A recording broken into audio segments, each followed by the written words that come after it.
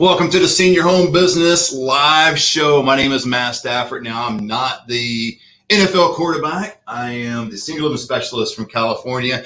Today, we got a great show for you. But on this channel, we're going to do a live every day, bringing you information about senior living and business. So let's get into it today. We're going to talk about the 10 most prevalent scams that seniors face today. Now, this show is not meant to educate you on every scam that's out there, but it is meant to bring an awareness that they are prevalent. They are out there. Your senior, your loved one, your grandparent, your parents face this probably on a daily, if not weekly basis. And so we want to address those things today, but I want to bring up an article first, something I read a couple of days ago.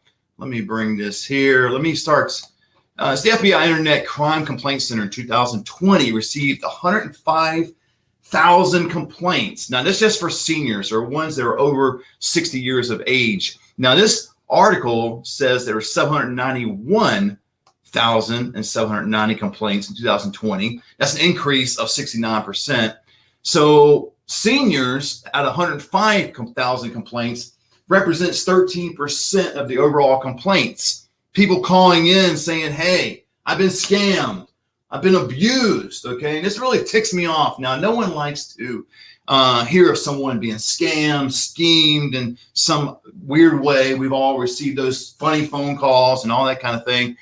But it irritates me to no end when it's a senior, because you don't know what that senior is battling. It could be Alzheimer's or another form of dementia, short-term memory, long-term memory, and whatever they're suffering. It could be physical capabilities that they're dealing with or whatever, and they're getting these scams left and right. Now, you're going to learn today some of these scams are not just meant to draw money out of their account immediately. They prey on their emotions. They prey on a senior's compassionate heart, and we're going to look at that today. But here, 105,301 complaints were victims age 60 and above. That would represent 13% of all complaints. Now, doesn't sound like a whole lot, and you might be thinking, Matt, why in the world are you talking about this? Because it's only 13%. Now, here's the catch, though. Out of all those complaints, $4.2 billion were reported loss. And with the seniors, that's $966 million that were lost. According to my math, unless I'm doing some funny math over here, according to my math, that is 23%. 23% of all money that was lost could be accredited to seniors. And so what that says to me is not only they're getting scammed once by one person or one entity or whoever that person, usually they're out of the country, getting to the seniors, and whether it be through emails, phone calls, direct mail, all kinds of stuff. We'll go over today. But it could be a repeated offense. And so 966 million, just detest. I can't wrap my head around that, because it just blows me away, that kind of thing. But let's get into the scams today. Again, it's not to educate you every scam that's out there, but it is to bring an attention and awareness to ones that are there. Okay. I showed you the second one. Advanced fee scheme. Okay. Advanced fee scheme occurs when a victim pays money to someone in anticipation of receiving something of greater value. This could be a contract, investment, a gift. Oftentimes what happens is they're going to receive something of great value, the senior, right? And they're the victim in this case, but they're going to have to pay upfront taxes or upfront fees for something. Advanced fee schemes, it's in the title, right? So they have to pay money in advance. Well, guess what? They never get what they're asking for, or very little of it, and they're always paying money to someone else, right? Okay. The second one, investment fraud scheme. We won't get into this, but that deals with Ponzi schemes, pyramid schemes, things like that. But you need to be aware of these things. Now, why am I bringing all this to your attention? Is because you, as the son, daughter, granddaughter, grandson, a friend down the street, as a caring individual. I'm a referral agent. You can see my company behind me, Stafford Senior Solutions, but I see myself more as an advocate for seniors. And I want us to have an awareness of this so we can help not only educate seniors, but be there to hold their hand through the process of what not to do. Again, we don't know their medical diagnosis. We don't know what their struggles are in life. And so we need to protect them. And I'm all about that. And so but it's going to take an outright participation on your part and my part. And we can't be innocent bystanders and kind of just throw up our hands. Now I'm going to go over later on in this video how to respond, what to do when you're aware of someone struggling with these abuse schemes, and going from there. But let me go through the third one. This one is kind of funny, but yet it's not. And I'm gonna tell you a story that I heard just recently. Is a romance scheme. You're like, hey, romance, no big deal. But you take, and this goes back to the compassion part, right? Not getting money right away, as I stated earlier. I heard a story not long ago. A guy in California, mid-70s, wife passed away several years ago. He got to the place where he wanted some companionship. So he went on online dating. He got a hold of somebody. How they got connected, I don't know, just through the system. Somebody was 40 years of age in a different country. That person didn't ask for money. There was no scam. It was just romance. They were just corresponding. They were sending emails back and forth. They were getting to the place where they really cared for each other. Even got to the point of saying, I love you. Well, we got to that point, it's about 30, 45 days later. And so this mid-70s individual in California, man, was willing to do about anything. He really wanted to see this lady, and she wasn't ready to come because all hell broke loose. Supposedly her daughter got in an auto accident. She died. So now she's dealing with the death of her daughter. She's dealing with the no transportation issue. She's dealing with supposedly outstanding student loans and how she's going to pay for all this. Well, no accident, no coincidence that this individual in California, the man was very wealthy, so he sent over money to get her a car. He got her paid for her funeral expenses. He paid for outstanding student loan debt. And then it became some other issues of the roof needing repair and all this other stuff. He kept dealing it out, man. He kept just giving her money. And they got to the point where he's going to fly her out and see her. And he sent her a plane ticket, couldn't wait, anticipating in the airport. And here was the romance scam. The lady never shows up. We don't even know if it was a lady. Sometimes they use fake pictures, but you have to be there to comfort the senior and guide the senior through this issue, because if you don't, what's going to happen in the very lonely state that they're in, they just lost their spouse 3 years ago. They're at a place now they want companionship, and now they're receiving unconditional love, supposedly via email, phone calls, and those kind of things. And if we're not careful, that could turn into a scam. Now, they're not all scams. There's some great people out there, but we got to make our seniors become aware of this. The fourth one that's stated in that article is technical support scam. That's a technical support scam refers to any class of telephone fraud activities in which a scammer claims to offer legitimate technical support service. So we need to be careful if someone calls and they want to offer computer service for your grandparent, for your mom and dad, and they're not aware of that, and they're like, hey, my computer really runs slow, let me just allow them access into my computer. Well, that's something to be aware of. Here is you'd be surprised this one works. When I heard about this one, I was like, come on, man. But this one really works. It's called the grandparent scam, and it's called that because what happens is the victim receives a call from someone posing as his or her grandchild. And you got to factor in a senior may not mentally be all there, may have some memory issues. Things are foggy through the years, right? I mean, I'm 52 and some things are foggy in my life. Come on, can you identify with that? Hit something in the comments down below if you can identify with that. And now all these things, these top 10 scams are down in the description. So you can do your own research about what they are, but I just want you to become aware of them. But a grandparent scam is someone calling frantically, saying, oh my gosh, I was in an accident. Somebody robbed my house, and grandma, can you help me? Well, she's all rattled and she's not really clear as who this person is, but she, in the moment, because she's a compassionate individual, thinks that's possibly her granddaughter. And what happens is she ends up thinking she's helping somebody. And that's where a lot of these scams are. They prey on their compassion. They prey on their generosity. And this goes with the wealthy as well as the not so wealthy, right? I mean, this is not just going after seniors that have a lot of money. There are plenty of scams that go after seniors with very little money. And again, with this very motivation in mind that they are going to target a senior who's compassionate, caring, and they're going to just release the money, whether it be a couple $100, couple $1,000, whatever it may be. But that's the grandparent scheme.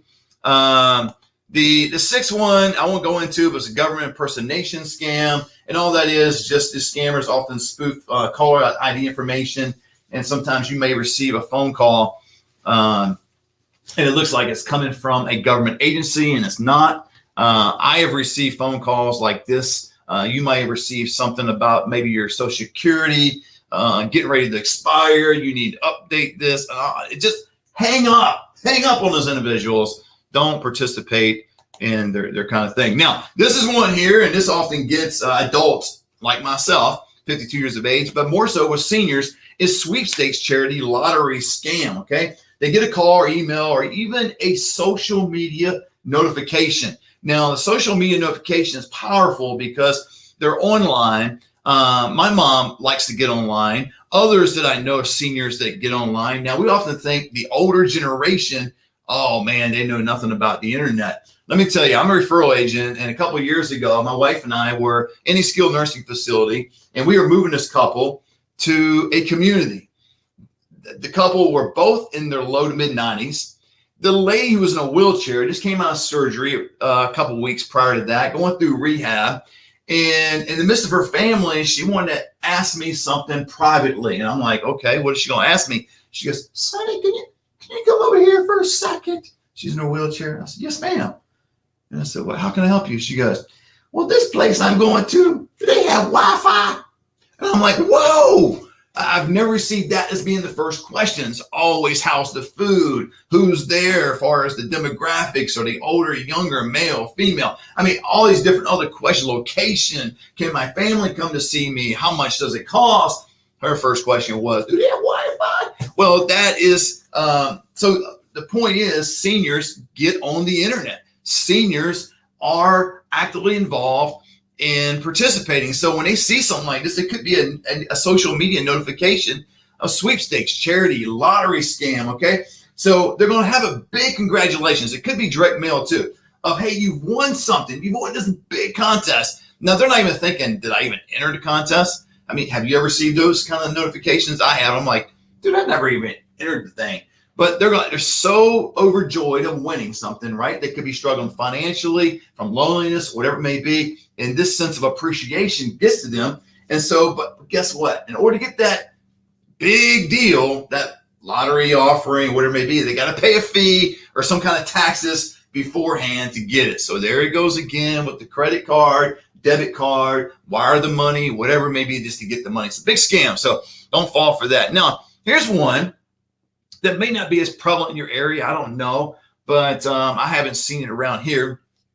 Man, I gotta get a glass of water. My God, my mouth is dry today. Oh my goodness. But you will get some of this. You will get home repair scams. Okay. You will get, it should be a red flag. And again, you've got to guide the senior through this. They may not be able to pick it up on their own. They might just think, oh my goodness, it's such a favor of this individual. I'm blessed today. It's been, an incredible thing for a contractor to show up and say, hey, I've got some extra material. I'd like to give it to you. Let's go set it up for you. They might even get a form of an email or a call doing that. Don't fall prey to that thing there. How about the TV radio scam? Okay.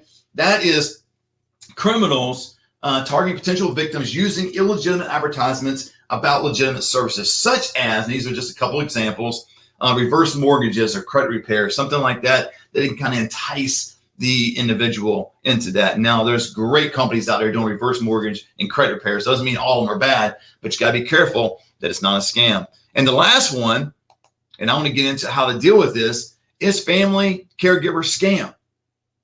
Unfortunately, I went to a conference several years ago, and this happens a lot with families scheming their own parents or grandparents. It's unreal, unthinkable from my standpoint. I love my parents. I love my grandparents are no longer alive. And I can't imagine most people doing this, but there are family members that just prey on their loved ones. They're in need of money. And that's the only thing they're thinking about. And so they can be physically or financially abused. And so that conference, there's a whole bunch of that in the area in which I live. Now, if it's a caregiver, it's usually in the form of deception, them not revealing their true identity or qualifications. That's usually the way it is. And so if you do go to 24-hour home care and you have a caregiver come in, I don't care if it's through an organization, a company, or you just know somebody and they're referred by a friend, I don't care who it is, do an extensive background on that individual. You are allowing that individual to come into the home, whether it be your home or your loved one's home, whoever, to take care of your loved one. And you are responsible for that. So make sure that you are there to offset and deter any kind of scam that may be going on in that regard. So I want to show you, let's come back here. We'll hide this one. And I want to show you an article. Let me pull it up here because I want to show you, well, it's not really an article. It's, there we go. All right, here we go. Let's go share, boom, man, here we go. Okay, how do you report? How do you report elder abuse or these kind of scams? And this is the area and I want to get to because I want you to take action. I want you to be able to come to a place of understanding these schemes and scams. And I mean, it ticks me off. I'm kind of calmed down yesterday in preparation for this live. I was getting upset because thinking hardworking veterans, hardworking people, seniors that have gone through life, paid their dues, should be relaxing now, should be well taken care of, and people are preying on them and scamming them. So I want you to be able to be at a place where you report these individuals, okay? So right here, this is coming from the U.S. Department of Health and Human Services. If you know something that's going on, call 911 immediately, call the police, right? Okay, if it's something life-threatening danger. If the danger is not immediate, but you suspect that abuse has occurred or is occurring, please tell someone. That right there, please tell someone, friend, family, doctor, whoever you may be, who you trust, but you need to share with someone, right? And then if it goes to the, that's not good enough and you don't think that's sufficient, man, get the Adult Protective Services involved. Call your local ombudsman. That's a weird word, isn't it? Ombudsman. But they will get involved in making sure that's all resolved. And then also there's a phone number on that screen. You can write it down. It's the Elder Care Locator. You can do that as well and call an 800 number if you'd rather call somebody like that. But the point is you need to take action. You need to be proactive. And I mean that, not just reactive, right? When situations happen, we want to immediately dive in and be the savior and take care of it. And that's all fine and dandy. But you need to be aware of what's going on with your loved one. They more than likely are facing some of these. And I would imagine, man, that romance scam, the grandparent scam, that's not from family. That's from people who just are picking up their phone number from somewhere. It could be the store, it could be wherever. They're picking up their phone number information and calling them and frantically telling them they need help. And then your loving grandparent begins to help them. And so let's just get together as a people, understand whether you do this professionally or personally. Now, we should all help seniors personally. I happen to help seniors professionally. A lot of people I know in my circle do as well. But I would encourage you to at least assist seniors personally. Look out for the senior at the store, in the shopping mall, or wherever, and they can't pick up something or they're struggling. Be that kind individual that reaches out with a lending helping hand. I know we went through COVID and everybody's careful about where they're breathing and they got the mask on, touching things and all that, but don't allow the opportunity that you have to help a senior vanish because of you're too busy or things going not your way or whatever, having a bad day and all that kind of stuff. All right. Hey, that was the live today. Tomorrow we'll be right back on. Hope this was helpful. If you'd like more information about what I do, the Senior Referral Academy, you can go to theseniorhomebusiness.com. And I think I've got that somewhere here. I don't know. Let's see. Let's go to, boom. No, it's not on there. Okay. It doesn't matter. report that. Who cares? Anyway, come on the live tomorrow. Would love to help you out. And let's do all things for everything for seniors. I'll see you tomorrow.